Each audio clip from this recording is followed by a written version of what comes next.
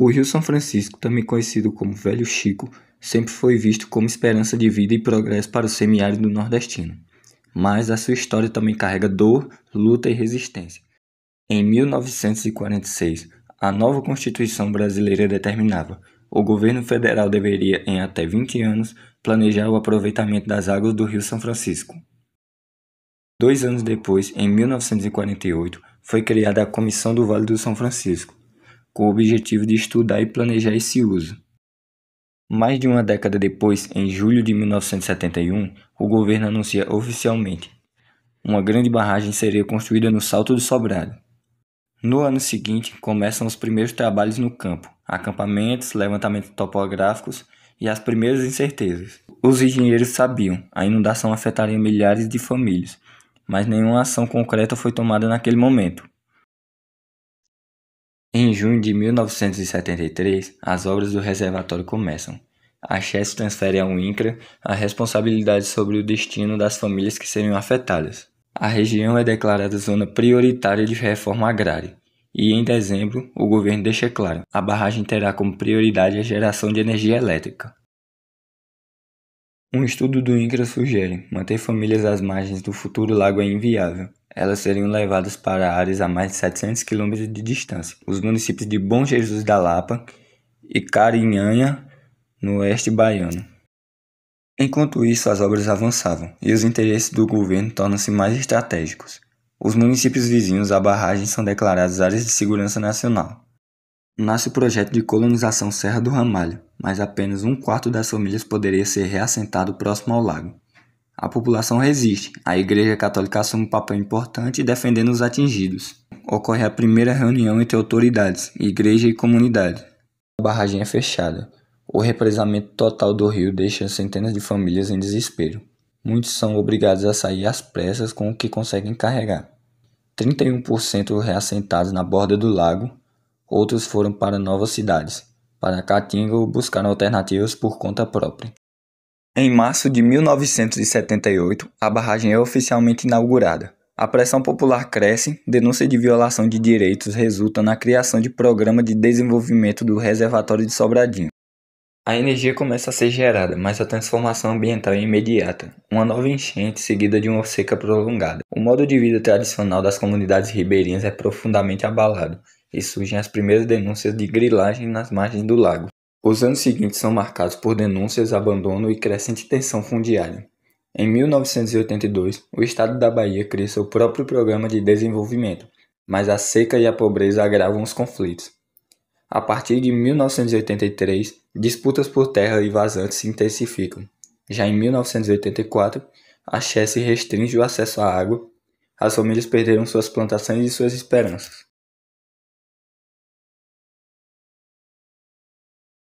No coração semiárido nordestino, a engenharia ergueu uma das maiores estruturas hidráulicas da América Latina, a usina hidrelétrica de Sobradinho. Localizada no estado da Bahia, a cerca de 40 quilômetros de Juazeiro e Petrolina, a barragem aproveita o potencial do Rio São Francisco, posicionado a 748 quilômetros da foz. O lago artificial criado pela represa tem proporções gigantescas: 320 km de extensão, uma superfície de 4.214 km² e a capacidade de armazenamento de 34 bilhões de metros cúbicos de água. É o maior do Brasil e um dos maiores do mundo. Mais do que gerar energia, Sobradinho cumpre um papel estratégico: regularizar o fluxo do São Francisco, garantindo uma vazão constante de 2.060 metros cúbicos por segundo nos períodos de seca. Essa regularização permite o funcionamento de todas as usinas da Chess, a Jussante, e assegura o abastecimento de milhões de pessoas e projetos de irrigação. A barragem é do tipo terra-enrocamento, com 12,5 km de comprimento e até 41 metros de altura. São mais de 12 milhões de metros cúbicos de materiais usados no maciço.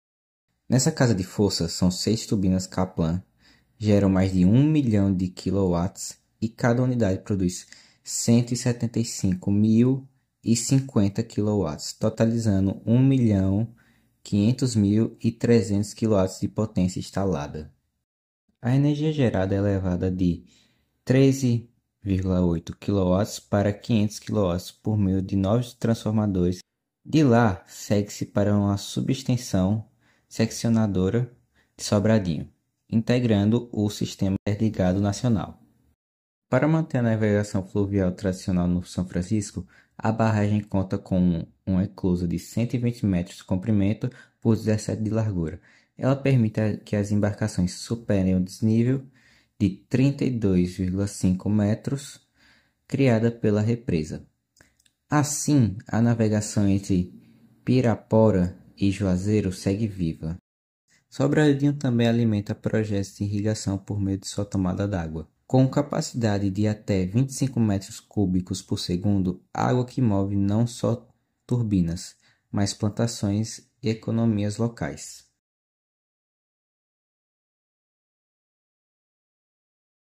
A construção da barragem de Sobradinho não mudou apenas o curso do rio, mudou também a vida de milhares de pessoas, as paisagens, a fauna, a flora e a história de toda uma região. Os impactos foram profundos e, em muitos casos, irreversíveis. Cerca de 150 mil pessoas foram forçadas a sair de suas casas. Era o maior deslocamento populacional da América Latina até então. Muitas dessas famílias enfrentaram o êxodo rural, indo para cidades sem estrutura adequada. O resultado? Inchaço urbano, problemas habitacionais e precariedade nos acampamentos improvisados.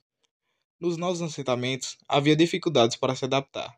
As redes de vizinhança se quebraram, as tradições culturais se perderam e o sentimento era de medo, insegurança e incerteza. Povos indígenas, comunidades quilombas, pescadores, vazanteiros, todos foram dispersos. Manifestações culturais deixaram de acontecer. Igrejas, praças, feiras e locais de encontro foram inundados ou abandonados. A desarticulação foi tanta que muitos grupos perderam completamente a conexão com seus espaços históricos. As terras que produziam frutas, alimentos e garantiam o sustento das famílias foram perdidas. A produção agropecuária caiu, as roças foram desativadas, a pesca se tornou incerta. Com isso, aumentou o desemprego rural e os modos de produção tradicionais foram rompidos. A saúde da população também foi afetada. Doenças surgiram, especialmente entre os idosos. Faltaram escolas, áreas de lazer e atendimento básico. A água mudou e com ela vieram doenças gastrointestinais e problemas de saneamento. A natureza também pagou um preço alto. Mais de 200 sítios arqueológicos foram perdidos sob as águas, incluindo registros de caçadores e coletores com cerca de 10 mil anos. Florestas fósseis desapareceram. Ruínas de missões jesuíticas e franciscanas foram inundadas. Espécies endêmicas ou ameaçadas sumiram. A migração dos peixes foi interrompida. A biodiversidade foi devastada. A vegetação ciliar, responsável por proteger o rio, foi destruída em até 80% das margens. Plantas exóticas tomaram conta das águas, alterando a fauna e a flora da região. A qualidade da água se deteriorou e o solo passou a armazenar menos água. A emissão de gases como metano e CO2 aumentou, contribuindo para o aquecimento global. As mudanças climáticas locais começaram a se manifestar.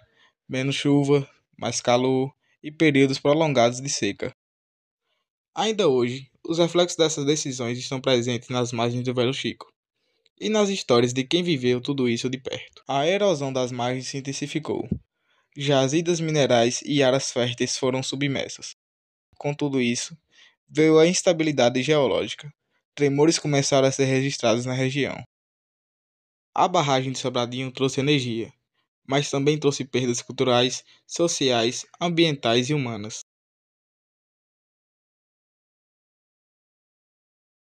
Boa tarde, meu nome é Carlos Eduardo, sou aluno do IF Sertão Campo Pernambuco e eu vou entrevistar aqui a senhora Ilza sobre a construção da barragem. A senhora pode dizer onde é que a senhora morava antes da construção da barragem? Eu morava no Juracema. Desde a construção, começou a construção, nós já morava lá. Como foi para a senhora ter que sair do lugar que a senhora morava por conta da construção da barragem? Como foi que a senhora descobriu sobre a construção da barragem? A construção da barragem, para nós mesmos que morava lá, não foi boa, não, porque tirou todo mundo sem dá benefício nenhum. A senhora não teve nenhum apoio de órgãos governamentais, nem tipo assim, a Chesf não ajudou, não? Não ajudou em nada. Só os proprietários das casas tiraram as casas, como é que se diz? Tiraram as casas, derrubaram, tiraram tudo. Eles só deram mesmo o carro para levar para São Gonçalo da Serra. Só que ele deu. Ainda bem que nós já tínhamos uma casa lá. Eu, uma Rosa, já tinha uma casa lá. Hum. Aí já vamos para dentro de nossa casa. Então, a senhora, quando a senhora saiu de Iracema, a senhora foi para onde? A senhora foi direto para São Gonçalo da Serra ou a senhora saiu para outro lugar? Para São Gonçalo da Serra. De lá de São Gonçalo da Serra, os meninos Mazinho, Ariana, que já estava bom de ir para a escola, eu vim para aqui para Sobradinho, morar aqui no Sobradinho. Boa tarde, meu nome é Carlos Eduardo, sou aluno do Instituto Federal Sertão Pernambucano, campus Petrolina. Eu estou aqui com a dona. Lourdes, Dona Lourdes, quantos anos você tem? 82. Eu sei que a senhora é antiga moradora da Velha de Iracema e eu quero fazer umas perguntas para a senhora sobre a situação da Velha de Iracema, como foi depois da construção da barragem, como foi para sair de lá. A senhora está tudo bem? Eu pergunto essas coisas para a senhora? A gente saiu, tudo bem que tinha que sair mesmo, porque senão a água invadia a gente. E eles diziam que tinha que sair, senão de qualquer maneira a gente tinha que sair. A gente não teve ajuda de nada, saímos com as coisas em cima de um caminhão que eles deram. Aí fomos por meio do tempo lá no São Gonçalo, sem casa, sem nada, com as crianças tudo jogadas. E aí a gente foi fazer um barraquinho para poder sobreviver. E carregando água de longe. Do corrente, nas pedras, numa serra, e foi assim. Quando a senhora ouve falar, sobre a antiga Iracema, o que passa na cabeça da senhora? Qual é o sentimento que fica? Eu achava que ficava bom, mas não foi tão bom assim, não. Algumas coisas que a gente perdeu, não teve indenização de nada. Sabe como não adianta estar atrás, sem eles indenizar os terrenos que a gente deixou, e casa e tudo mais, plantação. A senhora então não teve nenhum auxílio da Chesf, nenhuma ajuda da Chesf, nem do governo, nem nada assim do tipo? Não tivemos ajuda de ninguém, nem de governo, nem da Chesf, de nada, não tivemos ajuda. E como foi que a senhora descobriu sobre a construção da barragem? Quando foi que a senhora descobriu? Qual foi a sua reação? E a da sua comunidade, da sua família, como a Velha Iracema se sentiu sobre a construção da barragem, sabendo que iam ter que evacuar o local, né? A gente não teve o que fazer, que não tinha um representante, aí a gente ficou só conversando, e aí foi chegando o tempo que o pessoal da barragem falaram que tinha que sair, e só iam dar o caminhão, aí a gente fez isso, deixou as casas, deixou os terrenos, as roças, com mandioca, cana, tudo isso a gente plantava e deixou para trás, não teve indenização de nada. Boa tarde, meu nome é Carlos Eduardo, sou aluno do Instituto Federal do Sertão Pernambucano e vou entrevistar aqui Josivan Santos. Josivan Santos, quantos anos o senhor tem? Eu tenho 54 anos. Eu sou ciente que o senhor é antigo morador da Iracema, mora nas proximidades da Iracema. O senhor foi evacuado por conta da construção da barragem. Eu posso fazer algumas perguntas para o senhor em relação a essa vivência sua? Sim, pode sim. Senhor Josivan, como foi para o senhor? O senhor deve ter saído de lá bastante novo, né? Como foi para o senhor sair da Iracema? Qual foi o sentimento? Como o senhor se sentiu quando saiu de lá?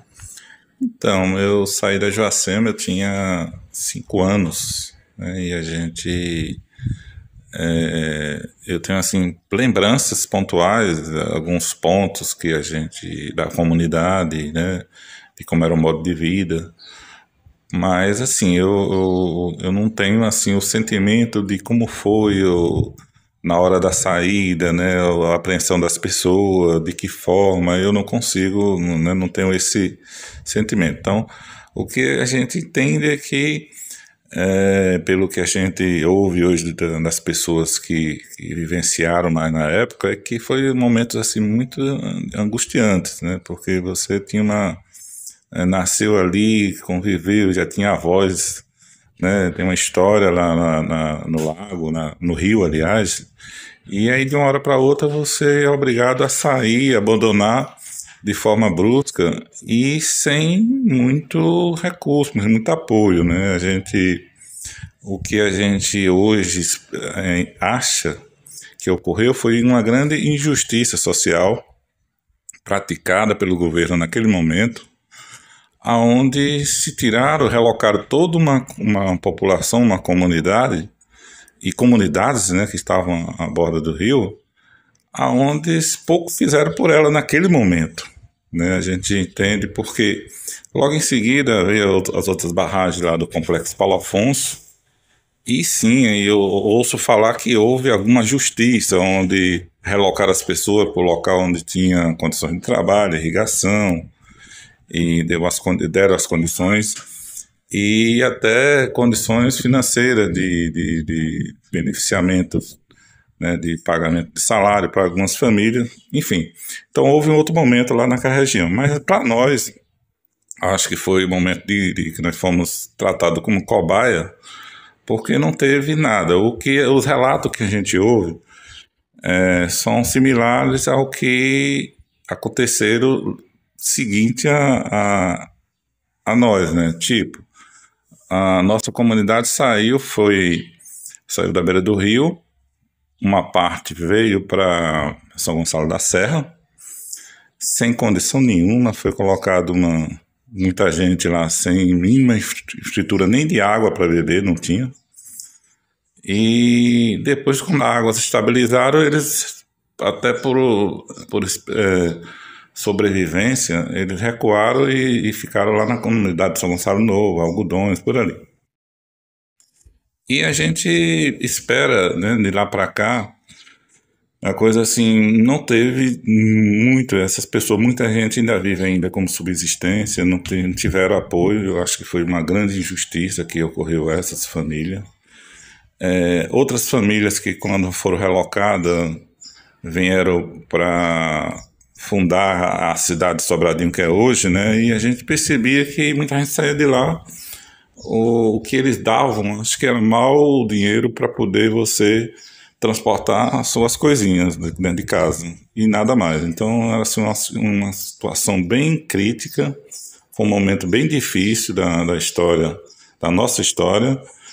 E, enfim, agora, o resultado final, nós sabemos que hoje aqui é uma potência no Vale do São Francisco e muito se dá a construção da barragem, desde a geração de energia, como também a questão dos projetos de irrigação, que hoje torna a região uma potência agrícola, né? É claro que de lá para cá muitas pessoas, nós inclusive, estamos sendo beneficiados por esses momentos, né? Mas naquele momento realmente foi muito traumático.